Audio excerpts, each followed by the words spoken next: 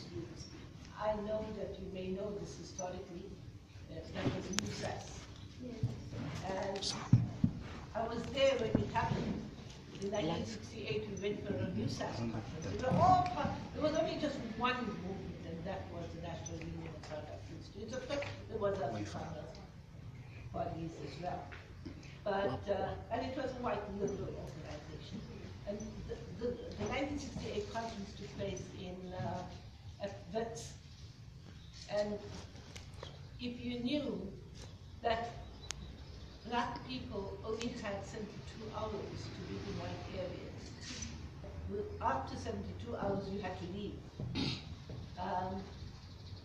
So it was arranged that black students who attended that conference had to stay outside of campus, but you could only attend the deliberations at that time. It was, and the white students did not want to take a stand. So this thing about this, the liberalism of whites, who were so paternalistic, who would allow you to engage in every issue on the oppression of black people, was accepted in boardrooms. But when it came to lived experiences, they wouldn't take a stand and they wouldn't make a decision. So at that stage, black students walked out and said, if we can't stay with you on campus, we are not going to go back and stay in the ghettos. And that was one of the starting points. And there was also the language point. And everybody, they would speak in Afrikaans and in English, much to the fact that quite a number of students didn't understand both those languages effectively or substantially. And so when black students started talking in their own languages, then the white students took offense. And so then they decided that we will speak in all languages. But at that stage, there was still another walkout. But the main thing was, if you're opposing the Group Areas Act, then live it. Then say that you don't want to go by segregation and discrimination. But no use talking about it in rooms and behind closed doors, and yet you will know that you would have people working for you and they had to go back into conditions, and black people could not even live in white areas. So there was all these issues. So it was at that point we decided it was time for the South African Students Organization to be birthed. And that is how, in 1968, it started. And it was, at the same time, there was the University Christian movement, who also took offense against white liberalism. And they thought, theologically, again, you are preaching one thing, but you do not live it. And so the University Christian movement, UCM, then also broke away, and together with the student movement, started the beginnings of the Black consciousness movement began. I must say that if we're looking around in texts and so forth, Black consciousness is very minimally addressed. It started with one's own identity. Who am I? Where do I belong? What do I believe in myself? It was liberation. It was a liberation of the mind, the liberation of you as a person, your own personal identity, asserting yourself in terms of who is superior, who is inferior, where do you fit into society as beings. And I mean, from a gender perspective, you will understand how we have been already decided upon as being, from a racially firstly, you are either black or white. And in terms of identity, we decided we were going to determine who we are. We were never going to be the negative of anybody. We were never ever going to be called non-white. The negative of the white man. We determined that we wanted to be called black.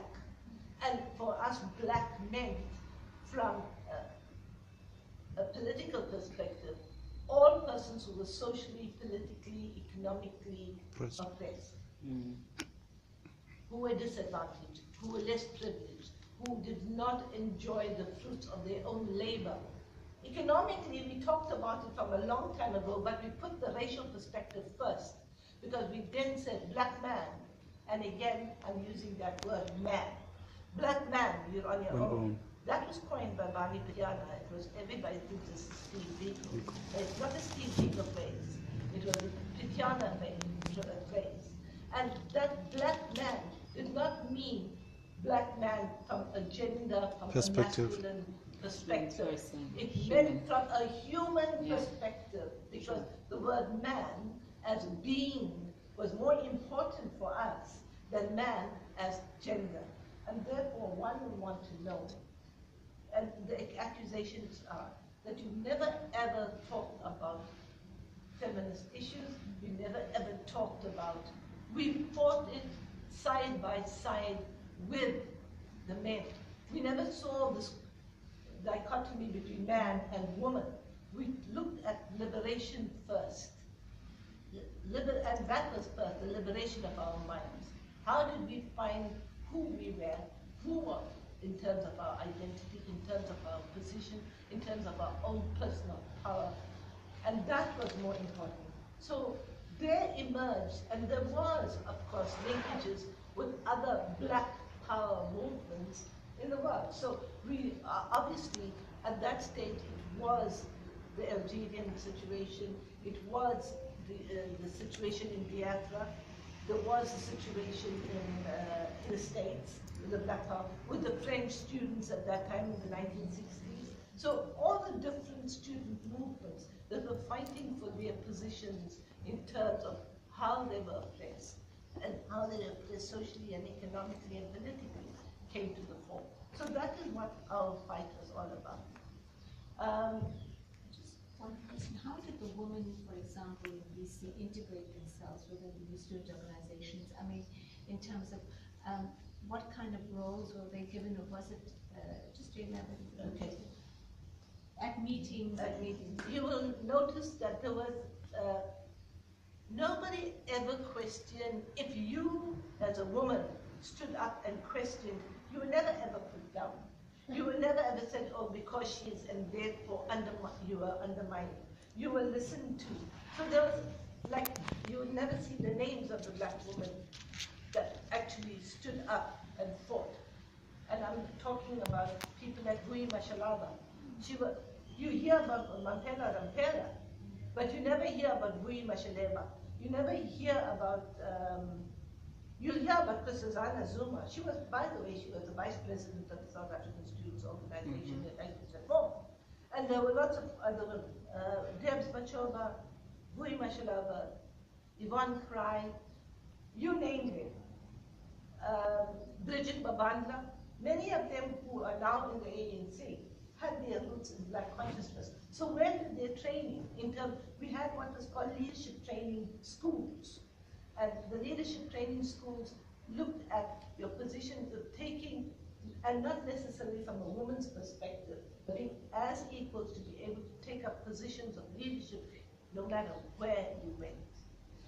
Our programs were to develop communities, and that is what we were involved with. And where, for instance, as students, obviously because most of the students were medical students, our programs started with looking at the health issues in the country. Starting clinics, whether it was in Mlazi, whether it was in Wentworth, whether it was in Inanda, whether it was in Dududu. We built schools, and we believed that the communities themselves, and that is where you asked me a question about liberalism. We were not prepared for handouts.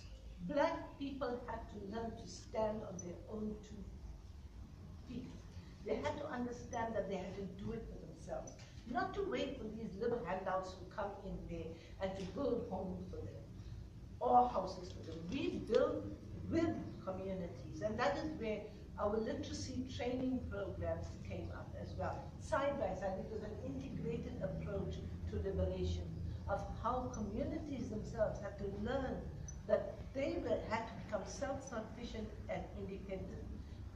And that is where we opposed some of the white student movements that came in there and would give handouts to our black communities, particularly, for instance, in the Gandhi settlement. there were no taps, there was no water, the house, there was no electricity. Of course, we didn't go to steal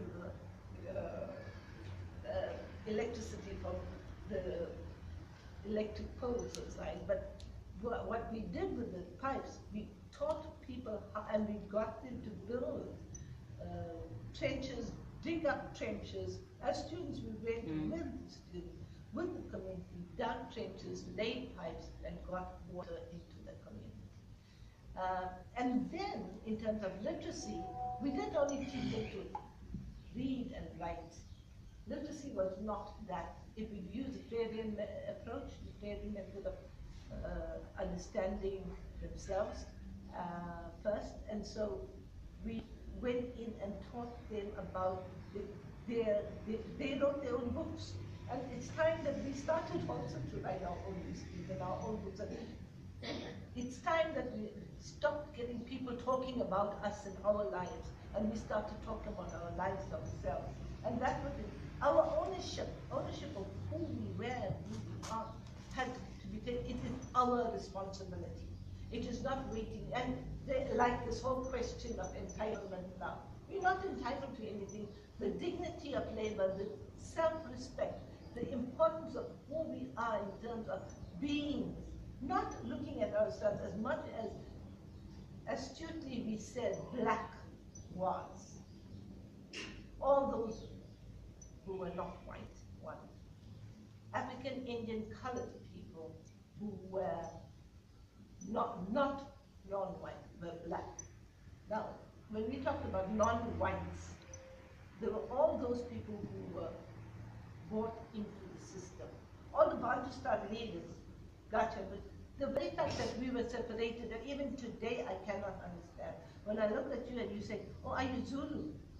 Are you Pedi? Are you Tswana? Are you Xhosa? Are you, oh, I am Xhosa. But it's only a language. And here in South Africa, we were fighting the language question as much as we appreciated the core and the richness of our cultural heritages. The important thing was we needed to see how we got together and how language did not divide us and could not be used as a political tool. And that is why we rejected the Bantustans. We rejected the South African Indian Council, the Colored Representative Council, and all the Bantustans that existed. And that is where we became a threat to the government.